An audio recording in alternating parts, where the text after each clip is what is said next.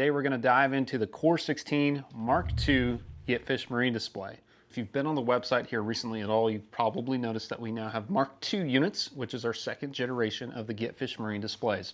There's a couple of changes to them. Internally, there's really nothing changing. It's more externally how it mounts on the boat, some weight savings, things like that. And we'll talk through it here in just a moment. First, let's go ahead and start with our sun cover, which is actually a really, really thick, hard plastic. So the hard plastic on this is very durable.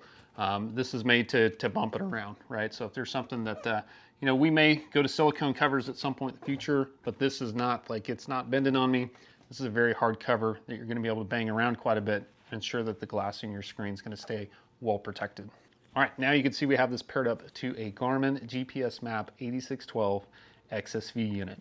We'll talk through the aspect ratios here in just a minute of the screens and what to pay attention to there. But here you can see that we're fully mirroring the Garmin user interface because it's just that direct HDMI connection between the Garmin unit and our Gitfish Marine display. So you do have full touch capability.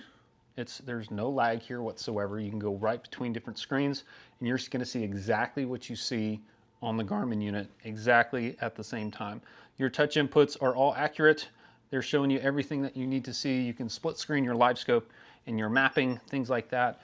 And it's really, really helpful to be able to get that on a much wider screen. Let's talk about the screen itself. So the screen itself is an LCD display with a 800:1 contrast ratio on the 16-inch unit, and it's a full 1080p high definition resolution. So the 8612 is outputting a 1080p image. We're gonna be able to project that onto our display with no change in resolution whatsoever. It perfectly matches up and it works really, really well. But along with that, we do have very deep blacks, right? You'll see that advertised across the board. We do advertise our contrast ratio for that reason. There's a technical spec for deep blacks. So if you are looking at some other units out there, make sure you maybe ask about that and understand what their contrast ratio is. And we do have very deep blacks for an LCD screen. This is pretty much the standard across the industry. Nobody's really using these 3000:1 contrast ratio LCD displays on a marine application. So if you are comparing different units out there on the market and you're looking at deep blacks, ask about the contrast ratio and see what they come back with. So the next thing is anti-glare. You can see I've got lights in here everywhere and the screen is actually quite clean. There's not a sharp contrast where you can see where the light is refracting off the glass. And we do have a very, very strong anti-glare on our screen. That's because we're using these things outside, right? So that's a big difference, as you'll notice, between some of the other units out there on the market. We do have a comparison between the NBT Destroyer 16-inch on our website or on a YouTube channel. So you can check that out as well. We do a good comparison side by side of the glare in the same outdoor conditions so you can get a feel for that and see if that's something that you're interested in as well. This is a full 1500 nits display. Now that is the measurement of brightness of the output of the display. So that is perfectly fine for outdoor sun readability. That's what you want, right? We're using these things outside. 1500 nits is gonna get you there. 1000 nits, not so much, so we're definitely up there. Along with everybody else in this market space, this is about what we can get from marine outdoor display. Let's talk about resolutions real quick. Not New Year's resolutions, but screen resolutions. The aspect ratio is a big part of that. So the 8612 that I have this tied to is a 16:9, 16 units wide, 9 units tall, aspect ratio screen. That perfectly matches with basically all of the aftermarket displays out there, all 16:9. So that's pretty much the industry standard. Now, if I were running like an 8610 unit, that's a 16:10 display. So it's a little more square, and that kind of creates some, not some issues, but some things you should be aware of.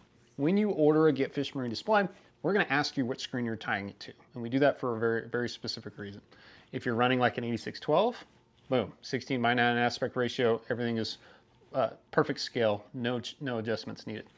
If you're running a 16:10, what we're gonna do is we're gonna reformat the screen to stretch that image out and fill your screen up.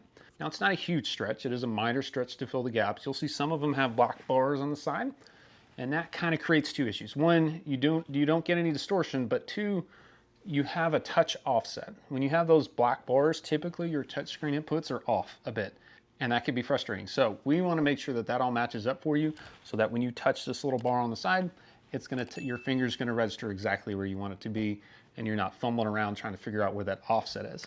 So that's what I'm talking about aspect ratios or resolutions.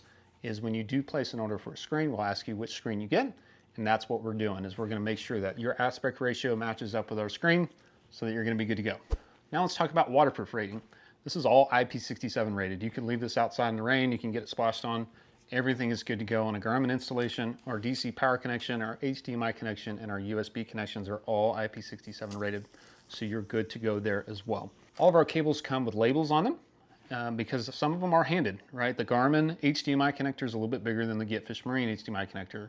The micro USB on the Garmin unit is a lot smaller than the USB-A connection on the GetFish Marine display. So they are handed, so we label all of them so you know exactly where each cable has to go.